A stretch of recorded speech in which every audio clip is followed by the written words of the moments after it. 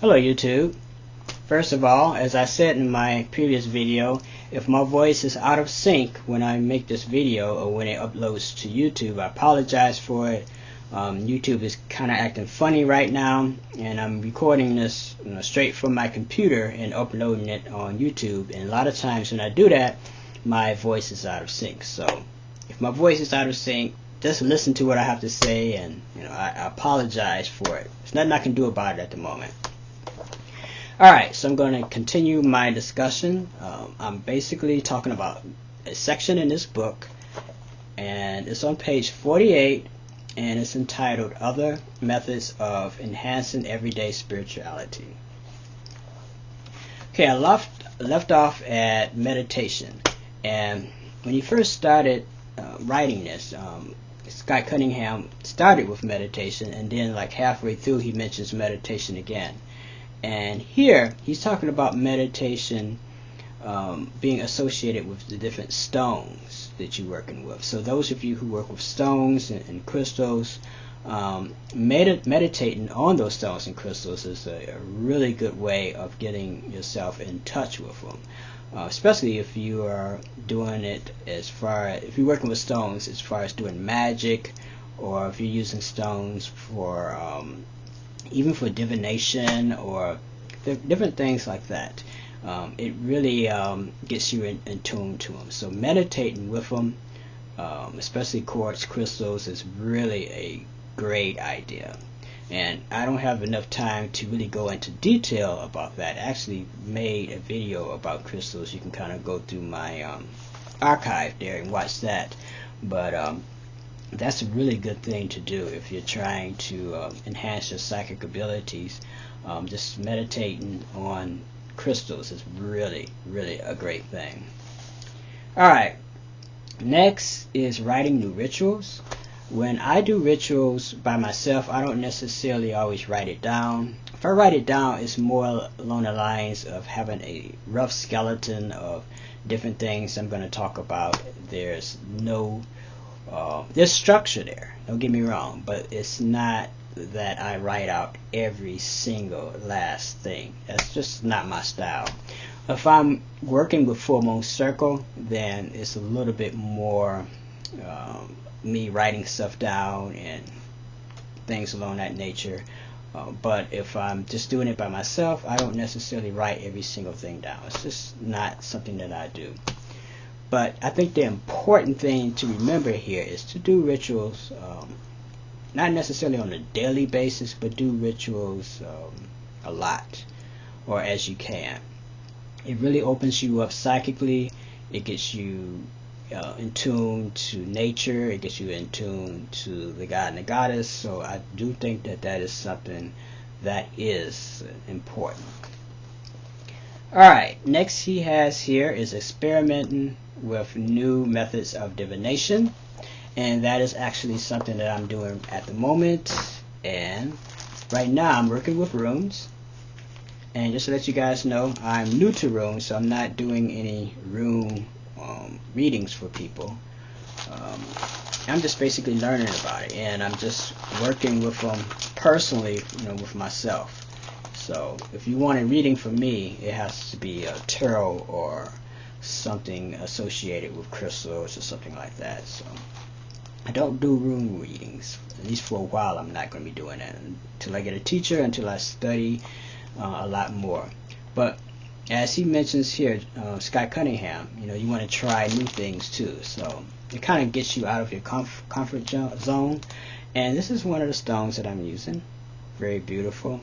I really like this rune stones that I've got. It cost me like $35, and it was definitely worth it. So that is what I'm studying at the moment. Okay, what's next here? He says collecting magical herbs, and that is something I do to a certain extent. I work mostly with stones though, but when I'm making mojo bags, I'm also putting different herbs and different things in the mojo bag. But when I go to my neighborhood metaphysical store, I don't necessarily buy a whole lot of stuff. I just buy what I need, just enough, for a couple of spells or whatever. And then when that runs out, I go and I get, more stuff. So those of you who have the money and you want to kind of like stock up on things, I would highly recommend, you going out and doing that too. And when I do have, extra money on hand, I do buy a little extra or whatever. So there's a whole practice, that's associated with herbs, and that's part of witchcraft. So I would highly recommend anyone who's not using herbs to start using herbs within your practice. I think it's very much historically a part of the association of witchcraft and the plant life. So I would definitely recommend that. Okay, next is visiting gardens and parks. That's important, of course. I think every state has a park, or every state has a wooded area. And I used to do this back in high school. In the back of my high school, there's like tons of wooded area back there. And I remember being on lunch break, and I would go and just kind of take a walk back there. I don't know if I was actually supposed to do that, but I never got in trouble for doing it. So I used to take long walks in the back there. Even when I graduated, I would go back and kind of like take a walk in that area. It was very peaceful, very meditative.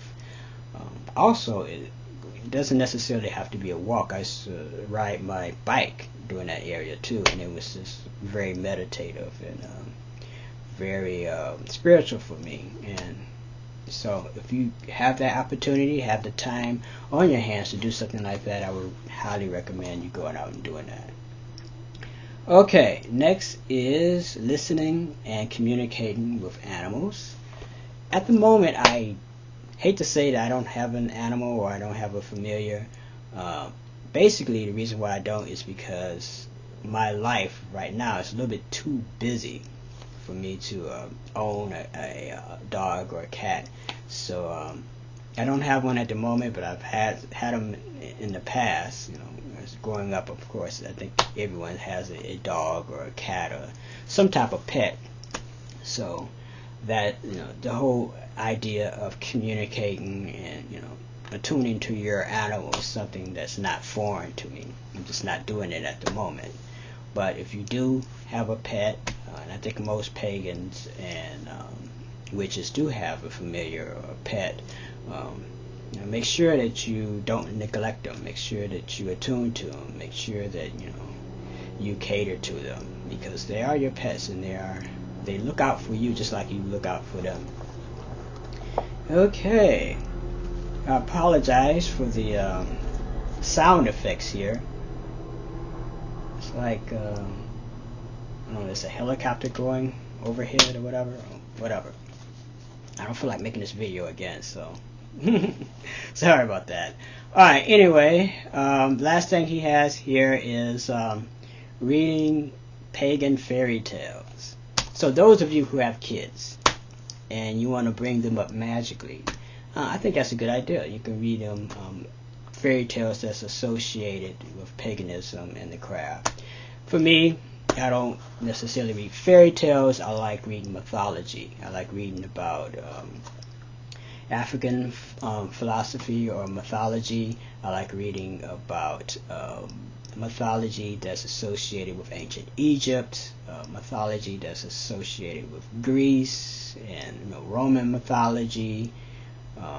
Wherever you're from, you can read, there's a mythology that's associated with it, So if you're Native American, you can read Native American mythology, or if you just like reading mythology, period. I think that's a really good thing, because the different myths that's associated with different cultures, they're more than just stories. There are stories that teach you things. They teach you different aspects of life, the importance of life, why we are here and why we do the things we do, basic things about human nature.